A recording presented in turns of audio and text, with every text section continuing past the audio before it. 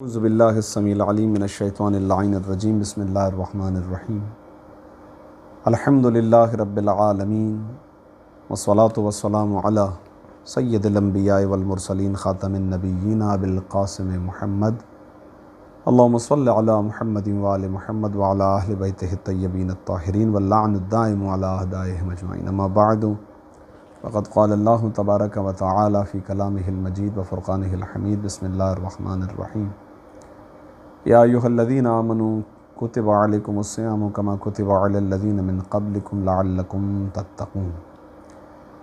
حضرات گرامی، آپ کی خدمت میں سورہ مبارک بقرہ کی آیت نمبر 183 کہ جو روزے کے وجوب کی آیت ہے، اس آیت شریفہ کے ذیل میں آپ کی خدمت میں رسول اللہ کا مشہور و معروف خطبہ یعنی خطبہ شعبانیہ، اس کے مسلسل مطالب پیش کرنے کی سعادت حاصل ہو رہی ہے، اور آج ہم اپنے تیسرے اور آخری مرحلے کے اندر وارد ہیں۔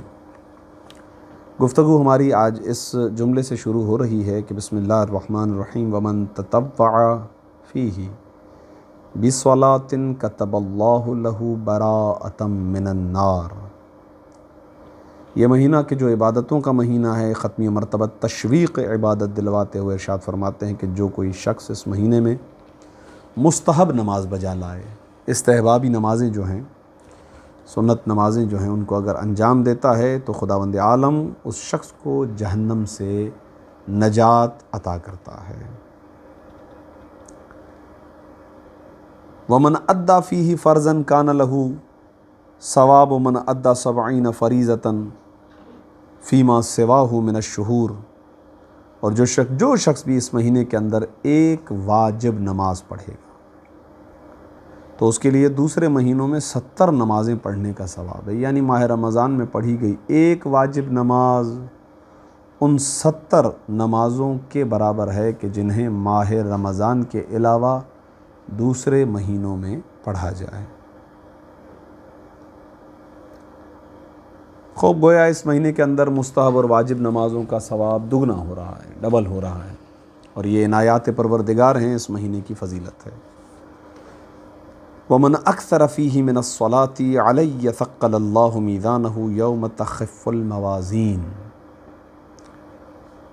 سب سے آسان عبادت کی طرف اشارہ ہو رہا ہے، اور کہ جو شخص اس مہینے کے اندر ختمی مرتبت فرماتے جو شخص مجھ پر زیادہ سے زیادہ درود بھیجے تو پروردگار عالم بھاری بنا دے گا اس کے میزان کو، اس کا وہ پلڑا جس کے اندر اس کے نامہ اعمال تولے جائیں گے، نیک اعمال کے اندر پروردگار عالم وزن بڑھا دے گا، اور یہ وزن ہوگا درود شریف کا۔ حضرات محمد و آل محمد پر درود بھیجنا اسے افضل عبادت شمار کیا گیا ہے، اور کئی ایک روایات ہیں اس پر۔ ایک روایت آپ کو ہدیہ کرتا ہوا آگے بڑھتا ہوں۔ مفہوم روایت حضرت امام علی رضا علیہ الصلوۃ والسلام ہے۔ امام فرماتے ہیں جس شخص کو اپنے گناہوں کی تعداد کا علم نہ ہو، جسے پتہ نہ ہو کہ اس کے گناہوں کی تعداد کتنی ہے، امام کا ایسا جامع جملہ ہے کہ ہر فرد اس کے اندر شامل ہو جاتا ہے، اس لیے کہ شاید ہی کسی کو پتہ ہو کہ اس کے گناہوں کی تعداد کتنی ہے۔ فرماتے ہیں ایسا شخص کہ جسے اپنے گناہوں کی تعداد کا پتہ نہ ہو، پروردگار عالم اسے بہترین انعام دے رہا ہے، اور وہ یہ، امام فرماتے ہیں اس شخص کو چاہیے کہ وہ ہم پر درود بھیج دے تاکہ پروردگار عالم اس کے گناہوں کو معاف کرتا رہے۔ آسان عبادت، آتے جاتے، اٹھتے بیٹھتے، گھومتے پھرتے آپ اس عبادت کو انجام دے سکتے ہیں، بہت ہی عظیم عبادت ہے۔ اللہم صل علی محمد وآل محمد وعجل فرجہم۔ ومن تلا فیہ آیۃ من القرآن کان لہ مثل اجر من ختم القرآن فی غیرہ من الشہور۔ اس دعا کے ابتدائی حصے یعنی پہلے حصے کے اندر عرض کیا تھا کہ ہمیں خدا کی بارگاہ میں دعا مانگنی ہے کہ اس مہینے کے اندر ہمیں وہ پروردگار زیادہ سے زیادہ تلاوت قرآن کا ثواب عطا فرمائے اور تلاوت کرنے کی توفیق عطا فرمائے۔ لہذا رسول اللہ انعام بھی بتلاتے ہیں کہ ایسا شخص کہ جو اس مہینے کے اندر ایک آیت کی تلاوت کرتا ہے قرآن میں سے تو پروردگار عالم اسے پورے ختم قرآن کا ثواب عطا فرماتا ہے، گویا اس نے باقی 11 مہینوں کے اندر ایک قرآن کو ختم کیا ہو۔ ان آیات پروردگار کا تعارف کرواتے ہوئے ختمی مرتبہ ارشاد فرماتے ہیں کہ ایھا الناس ان ابواب الجنان فی ھذا الشہر مفتحۃ، جنت کے دروازے پروردگار عالم نے تمہارے لیے کھول دیے ہیں۔ جیسے ہی ماہ رمضان کا چاند نمودار ہوتا ہے، خدا جنت کے دروازوں کو اپنے بندوں کے لیے کھول دیتا ہے۔ ہماری ذمہ داری کیا ہے؟ فَاسْأَلُوا رَبَّكُمْ أَلَّا يُغَلِّقَهَا عَنْكُمْ، بس اب تم دعا کرو کہ دروازے تمہارے لیے اسی طرح سے کھلے رہیں، خدا ان دروازوں کو تم پر پھر کبھی بند نہ کرے۔ وَأَبْوَابَ النِّيرَانِ مُغَلَّقَةً، اگر جنت کے دروازے کھول دیے تو اس کا مطلب جہنم کے دروازے تم پر بند ہو گئے۔ بس جہنم کے دروازوں کو پروردگار نے اس مہینے میں تمہارے لیے بند کر دیا ہے، اب تم دعا مانگو۔ فَاسْأَلُوا رَبَّكُمْ، تم اپنے پروردگار سے دعا مانگو کہ اللہ يُفَتِّحَهَا علیکم، خدا ان دروازوں کو تمہارے لیے دوبارہ کھول نہ دے۔ اب جو بند کیے ہیں تو یہ جہنم کے دروازے ہمیشہ بند رہیں۔ والشیاطین مغلولۃ، شیاطین بندھے ہوئے ہیں، وہ قید ہو چکے ہیں، خدا نے ان کی جو سلطنت تھی تم پر سے اسے ختم کر دیا ہے، اب وہ تمہیں وسوسہ نہیں ڈال سکتے، ان کا تمہارے اوپر اختیار نہیں ہے۔ ماہ رمضان المبارک میں شیطان بند ہے، لہذا والشیاطین مغلولہ، شیطان بند ہیں۔ فَاسْأَلُوا رَبَّكُمْ أَلَّا يُسَلِّطَهَا عَلَيْكُمْ، بس تم اپنے پروردگار سے یہ دعا کرو کہ وہ ہمیشہ اسی طریقے سے بند رہیں اور کبھی بھی پروردگار ان کو تم پر مسلط نہ ہونے دے، تم شیاطین کے ہاتھوں کا دوبارہ کھلونا نہ بن جاؤ۔ نہایت ہی خوبصورت عنایت ہے پروردگار عالم کی۔ اس مقام تک پہنچنے کے بعد، کیونکہ پہلے درس میں آپ کی خدمت میں عرض کیا تھا کہ یہ روایت 8ویں امام نے اپنے آباء و اجداد، آباء و طاہرین علیہ الصلوۃ والسلام کے ذریعے سے روایت بیان کی ہے امیر المؤمنین مولا علی علیہ الصلوۃ والسلام سے۔ تو یہ روایت مولا علی بیان کر رہے ہیں کہ ایک دن رسول اللہ نے یہ خطبہ ہمارے سامنے ارشاد فرمایا۔ تو اب یہ ارشادات ختمی مرتبہ جاری و ساری تھے، اور اب مولا علی فرماتے ہیں کہ قال امیر المؤمنین علیہ السلام، یعنی 8ویں امام کہہ رہے ہیں کہ مولا علی نے کہا، کیا کہا؟ فَقُمْتُ فَقُلْتُ یا رسول اللہ۔ 8ویں امام فرماتے ہیں کہ مولا علی نے یہ کہا کہ پھر میں کھڑا ہوا اور میں نے کہا کہ اے اللہ کے رسول۔ یہاں پر ایک لطافت ہے،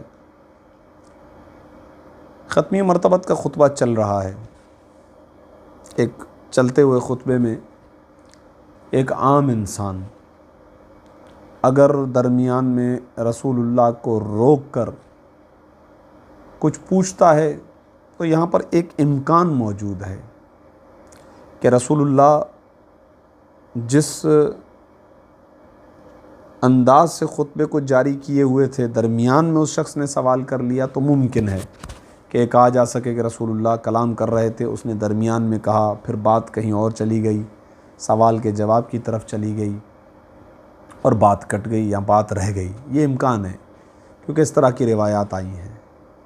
لیکن جب ہم امیر المومنین کے لیے کہیں گے، جیسے کہ مولا نے کہا کہ میں کھڑا ہوا اور میں نے پوچھا، تو علی کوئی عام شخص نہیں ہے، یہ مزاج آشنائے رسول ہیں، یہ نفس رسول ہیں، یہ اخی رسول ہیں۔ یہ جانتے ہیں کہ اب رسول اللہ کا کلام اس مقام تک جو بتلانا چاہتے تھے وہ گفتگو مکمل ہو چکی ہے، یعنی یہ قطع کلامی نہیں ہے، کیونکہ علی ابن ابی طالب خود حجت خدا ہیں، رسول اللہ کی مانند، خود ہادی دین ہیں، لہذا وہ جانتے ہیں کہ یہ جو کلام رسول اللہ کا چل رہا ہے وہ اس مقام پر مکمل ہوا ہے۔ تو یہ جو اب رسول اللہ کے سے منسلک سوال کیا جا رہا ہے امیر المومنین کی جانب سے کہ میں کھڑا ہوا، تو اس کو ہم یہ نہیں کہیں گے کہ درمیان میں چلتے ہوئے خطبے میں مولا علی نے کھڑے ہو کر یہ کہا، نہیں، اس کے اندر یہ لطافت محفوظ ہے بہرحال اپنے مقام پر، کہ گفتگو رسول یقیناً اپنے کمال تک پہنچی ہوگی کہ جس مقام پر آ کر امیر المومنین یہ فرما رہے ہیں کہ فَقُمْتُ وَقُلْتُ، بس میں کھڑا ہوا اور میں نے سوال کیا، یا رسول اللہ ما افضل الاعمال فی ھذا الشہر۔ اس کے بعد اگلے نقطے کی طرف نہایت ہی توجہ کا طالب رہوں گا۔ امیر المومنین کا سوال بہت قیمتی سوال اور اس کا جواب نہایت ہی قیمتی جواب۔ سوال امیر المومنین نے یہ ارشاد فرمایا کہ ما افضل الاعمال فی ھذا الشہر، یا رسول اللہ اس مہینے کا افضل ترین عمل کیا ہے؟ اچھا، یہ اردو کے اعتبار سے یہ لفظ ترین لگانا پڑ رہا ہے، وإلا خود لفظ افضل کے اندر ترین کا معنی موجود ہے، یعنی سب سے زیادہ فضل والا، ثواب والا، فضیلت والا عمل کیا ہے؟ سوال بتا رہا ہے کہ کوئی افضل ہے جو پوچھ رہا ہے۔ امیر المومنین علی ابن ابی طالب علیہ السلام کی ذات گرامی، یا رسول اللہ میں اپنی جہت سے عرض کروں، آپ نے اعمال بتائے، لیکن اب ایک افضل شخص سوال کر رہا ہے کہ مجھے تو اس مہینے کا افضل ترین عمل بتائیں۔ علی کہتے ہی اس کو ہیں کہ جو افضل الاعمال کو انجام دینے والے ہیں۔ علی کے عمل کی قیمت ختمی مرتبت کی زبان میں یہی ہے کہ ضربۃ علی یوم الخندق افضل من عبادت الثقلین، ایک ضربت علی ابن ابی طالب کی، ایک عمل علی ابن ابی طالب علیہ السلام کا ثقلین کی عبادت پر بھاری ہو جاتا ہے۔ تو وہ علی جس کی ایک ضربت کا یہ وزن ہو، اس کے سجدے کا کیا وزن ہوگا؟ یہ مولا علی ہیں، لہٰذا یہ فقط وہی سوال کر سکتے ہیں، ما افضل الاعمال، یا رسول اللہ مجھے یہ بتائیے کہ اس مہینے کا افضل ترین عمل کیا ہے، فضیلت والا عمل کیا ہے، سب سے زیادہ فضیلت کس عمل کے اندر ہے؟ ختمی مرتبت جواباً ارشاد فرماتے ہیں، فقال یا ابا الحسن، اے ابو الحسن، افضل الاعمال فی ھذا الشہر الورع عن محارم اللہ۔ یہ ہم سب کے لیے بہت ہی اہمیت کا حامل پیغام ہے، خلاصہ خطبہ ہے، اور بہت ہی ماہ رمضان کی بنسبت عظیم امر ہے، جس کی جانب رسول اللہ نے مولا علی کے جواب کے ذریعے سے عنایت فرمایا ہے۔ اے علی، اس مہینے کا افضل عمل یہ ہے کہ انسان کو چاہیے کہ ہر اس چیز سے اپنے آپ کو بچا لے کہ جس چیز کو اللہ نے حرام قرار دیا ہے۔ حرام کام سے اپنے آپ کو بچا لے، ممنوع کام سے اپنے آپ کو بچا لے۔ محرمات الہی سے اجتناب اس مہینے کا افضل ترین عمل ہے۔ ماہ رمضان المبارک اور اس کی فضیلت کے سلسلے میں یہ عظیم ترین خطبہ اس مقام پر مولا علی کے سوال کے بعد ایک عجب رخ اور عجب کیفیت کی طرف جاتا ہے۔ مولا علی فرماتے ہیں، ثم بکا، پھر رسول اللہ نے گریہ فرمایا۔ فقلت یا رسول اللہ ما یبکیک، میں نے جب رسول اللہ کو روتے ہوئے دیکھا تو مولا علی فرماتے ہیں میں نے سوال کیا، اے اللہ کے رسول، وہ کون سی چیز ہے جس نے آپ کو رلایا؟ وہ کون سی چیز ہے جس کی وجہ سے آپ گریہ فرما رہے ہیں؟ فقال یا علی، رسول اللہ نے جواب ارشاد فرمایا، اے علی، ابکی لما یستحل منک فی ھذا الشہر، اے علی میں اس لیے رو رہا ہوں کیونکہ اس مہینے میں تمہارا خون بہایا جائے گا۔ اس مہینے میں اے علی آپ کو شہید کر دیا جائے گا۔ آپ کے بارے میں جس چیز کو جائز سمجھ لیا جائے گا اس کو سوچ کر میں رو رہا ہوں۔